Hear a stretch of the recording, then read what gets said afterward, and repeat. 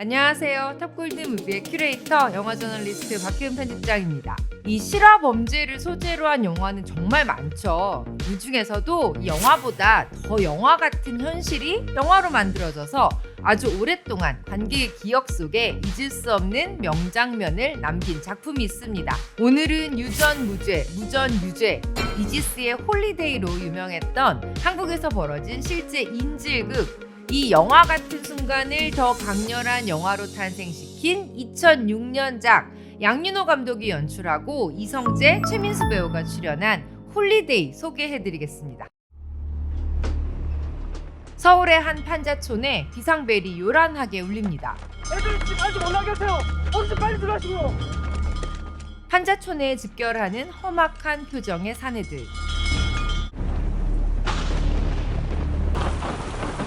무허가 판자촌을 쓸어버릴 철거 용역 깡패들과 갈 곳 없는 주민들은 극한의 대치 상황에 마주서고요. 드디어 시작된 비극적인 두 세력의 충돌. 부녀자까지 무차별 폭행하는 모습에 주인공 지강혁도 분노의 주먹을 날립니다.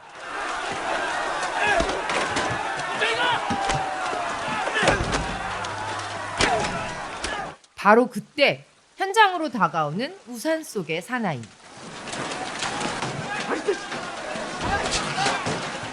다급한 마을 청년은 용역 깡패의 목에 칼을 겨누고 우산 속 사나이는 곧장 총을 꺼냅니다.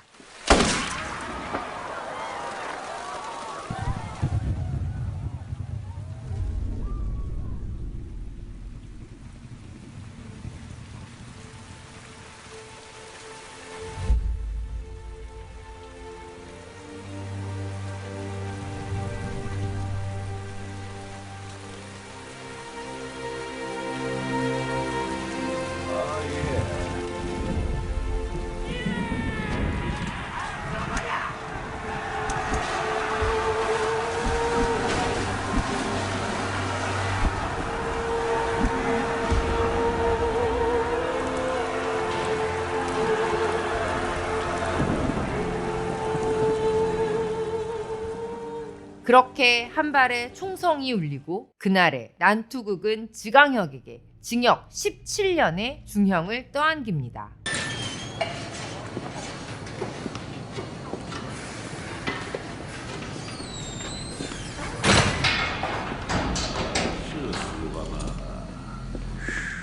원수는 외나무 다리에서 만난다고 했던가요?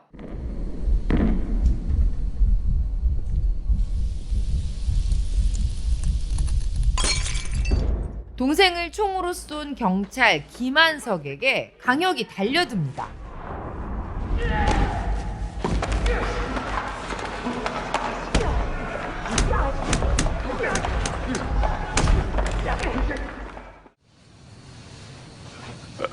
어긴 우린 뭐 반가운 사이는 아니지.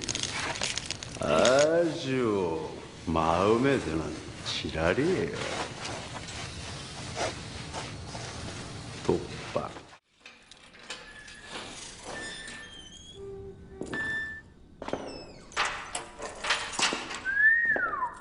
오, 냄새하군. 눈뜨고 볼 수 없는 인간 이하의 잔혹한 취급. 강혁에겐 이제 아무런 미래가 보이질 않습니다.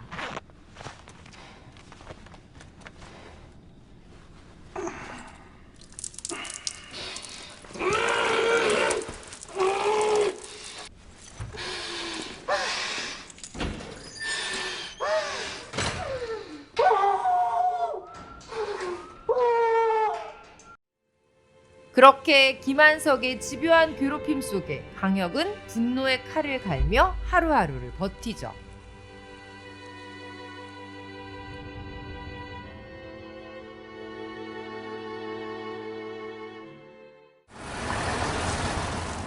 그러던 어느 날 강혁과 죄수들을 태운 호송차가 어디론가 향하는데 죄수들은 몰래 숨겨온 물건들로 하나둘 수갑을 풀기 시작합니다.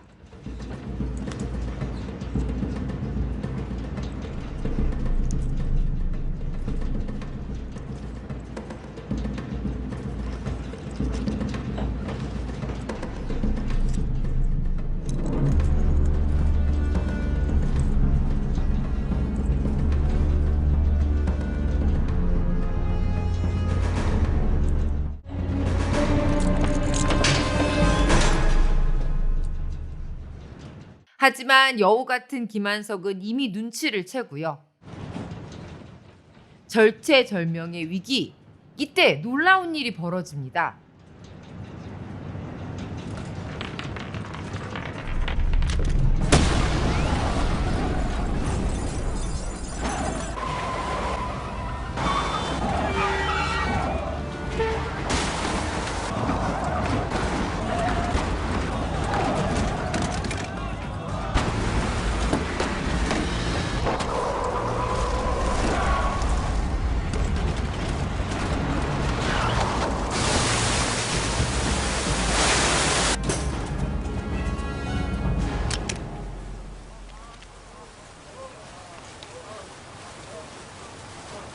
너 쪽팔리겠다.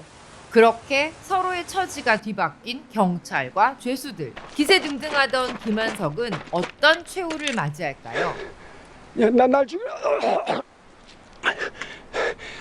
날 죽이면 니들 못 살 것 같아. 아! 인생 졌다는 거야. 야, 씨. 공포단 아니야, 이 새끼야. 살살만 줘. 이제 봐, 잘 살아라. 강혁은 동생이 맞은 한 발의 총탄을 김한석에게 되갚아줍니다. 이제 자유의 몸이 된 강혁과 동료들.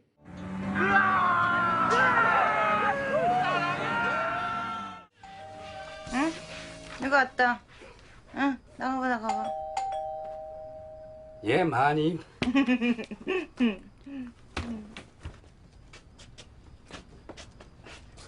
누구야? 누가? 손님들 오셨어. 자유를 얻었지만 갈 곳 없던 이들은 가정집에 침입해 그곳을 은신처로 삼습니다. 집에 또 누가 있어? 아무도 없어요. 우리 있어요. 얘는 어디 갔어요? 지금 없어요. 어디 갔어요? 제발 목숨만 좀 살려주세요. 필요한 건 다 가져가세요. 우린 그딴 거 관심 없으니까 안심해도 돼. 한편 그 시각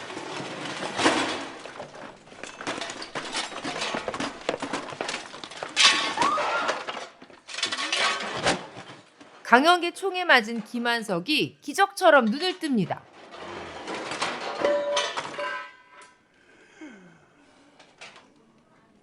옷 가져와.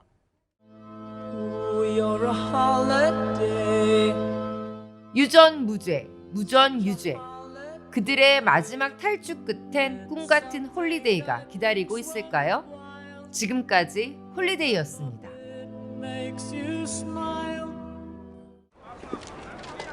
저격수 전진 배치. 무조건 사살. 이 이성재, 최민수 배우의 강렬한 카리스마 맞대결이 보는 내내 긴장감을 정말 팽팽하게 이끌어갑니다. 그럼 지금부터 영화의 핵심을 콕 짚어 소개하는 탑골드 포인트와 함께 홀리데이를 자세히 들여다보실까요?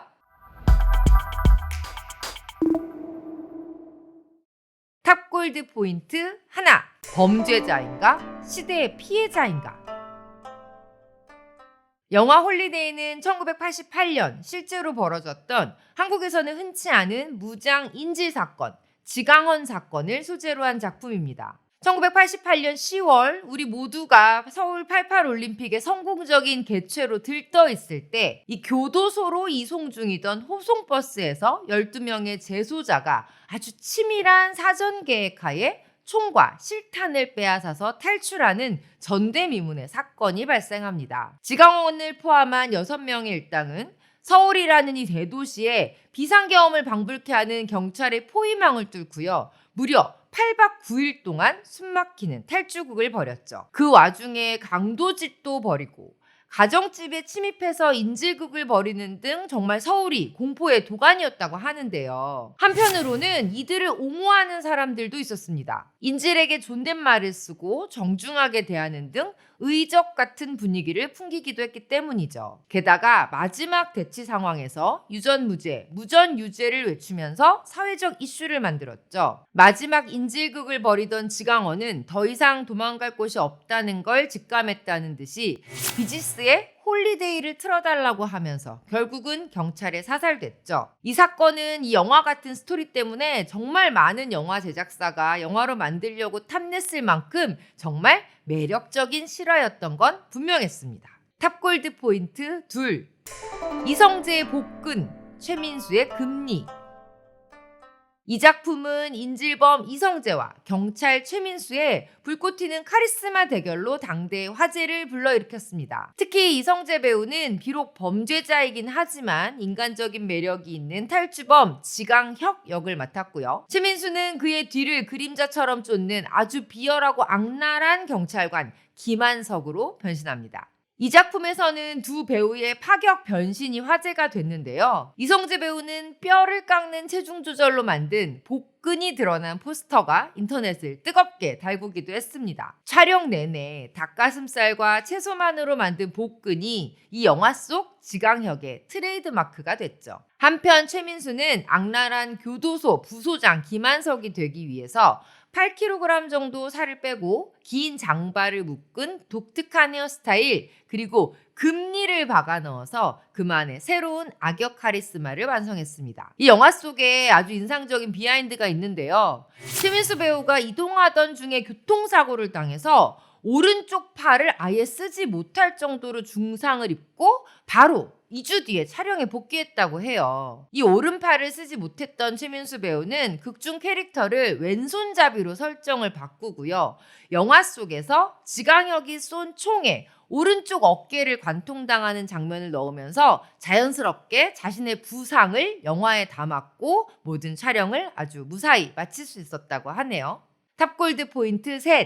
비지스냐 스콜피온스냐. 이 영화의 클라이맥스, 실제로 1988년 10월 16일에 대한민국 모든 국민에게 생중계되다시피 했던 이 사건. 영화 제작진은 마지막 인질극 장면을 위해서 집 한 채를 통째로 빌려서 지강원 탈주 사건이 일어난 88년 당시에 그 집을 그대로 재현하기 위해서 리모델링을 했다고 합니다. 그리고 경찰, 기자, 동네 주민까지 약 1000여 명의 보조 출연자를 동원한 그야말로 대규모 촬영 현장이었죠. 이 긴장감 넘치는 현장에서 전설로 회자되는 이야기가 있어요. 이 88년 당시 마지막 인질극을 벌이던 지강원은 경찰들에게 비지스의 홀리데이를 틀어달라고 요구했었다고 해요. 그런데 경찰이 그에게 들려준 노래는 스콜피온스의 홀리데이였다는 사실. 이 내용을 알게 된 영화사는 이 영화 속에서만이라도 지강원이 끝내 듣지 못했던 그 노래 비지스의 홀리데이를 사용하기로 결정했다고 합니다. 하지만 이 원곡 사용료가 당시 우리나라 돈으로 약 1억 2천만 원, 엄청나게 비싼 사용료 때문에 이 한 절반 정도의 가격으로 편곡을 사용하려고 했었대요. 하지만 이성재 최민수 배우가 영화의 리얼리티 감동을 주기 위해서는 원곡을 꼭 썼으면 좋겠다. 만약에 사용료가 너무 비싸면 우리가 일부라도 보태겠다라고 하면서 강력하게 의견을 피력했다고 하고요. 결국 비지스 측도 홀리데이의 이야기를 듣고 나서 3만 달러를 깎아줘서 9만 달러의 원곡 사용을 허락했다고 합니다. 다음 시간에도 시대를 풍미한 추억 속 보석 같은 명작을 기대해주세요. 고맙습니다.